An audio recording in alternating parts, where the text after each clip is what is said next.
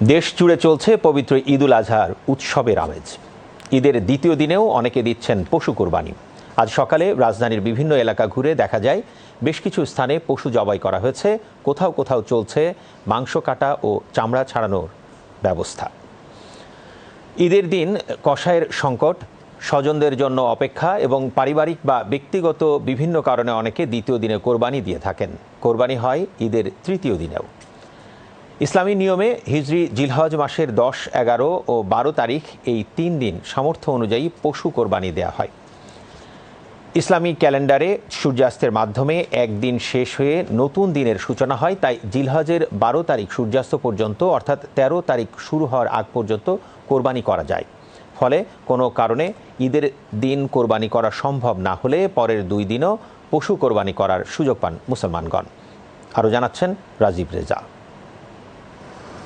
ঈদুল আজহার দ্বিতীয় দিন অর্থাৎ 11 জিলহজও ইসলামের বিশেষ সম্মানিত ও মর্যাদাপূর্ণ দিন।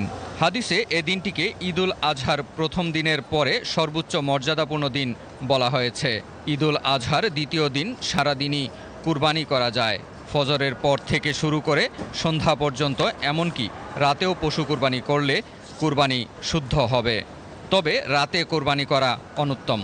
ধর্মীয় বিধান অনুযায়ী ঈদের দিন ও পরবর্তী 2 দিন অর্থাৎ 12 জিলহজ পর্যন্ত কুরবানি করার সুযোগ রয়েছে।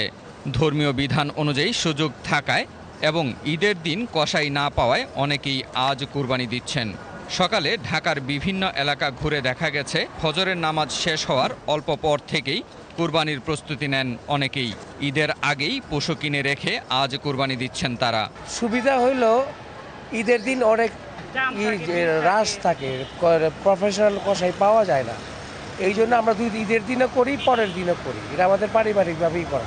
তবে ঝামেলামুক্তভাবে স্বস্তিতে কুরবানি করাই ছিল অনেকের মূল উদ্দেশ্য। যৌথ পরিবারের একাধিক কুরবানি থাকায় একদিনে কুরবানি শেষ করতে না পারা, আত্মীয় স্বজনের উপস্থিতি এবং সহজে কসাই প্রাপ্তিও ছিল আজকে কুরবানি করার কারণ। বেশিরভাগ ঈদের দিনই করা হয়, কিন্তু যখন দেখা গেছে যে একটুখানি কসাইয়ের শর্টেজ পড়ে যাচ্ছে বা আমাদের যে কসাই ছিল তারা অন্য কোথাও গেছে, হয়তো তাদের হাফ, তো তখন দেখা গেছে যে ঈদের পরের দিনও করা হয়। প্রথম দিন কসাই পাওয়া যাচ্ছিল না, এই দ্বিতীয় দিন কসাই আমগুলো কন্ট্যাক্ট করে এই দ্বিতীয় দিন দেওয়া হয়েছে। ধর্মীয় বিধান অনুযায়ী 3 দিন কুরবানি দেওয়া যায়। কুরবানি দেওয়ার প্রধান উদ্দেশ্য আল্লাহর সন্তুষ্টি অর্জন, তবে তা কবুল করার মালিক তিনি নিজেই। Rajib Reza, BTV news.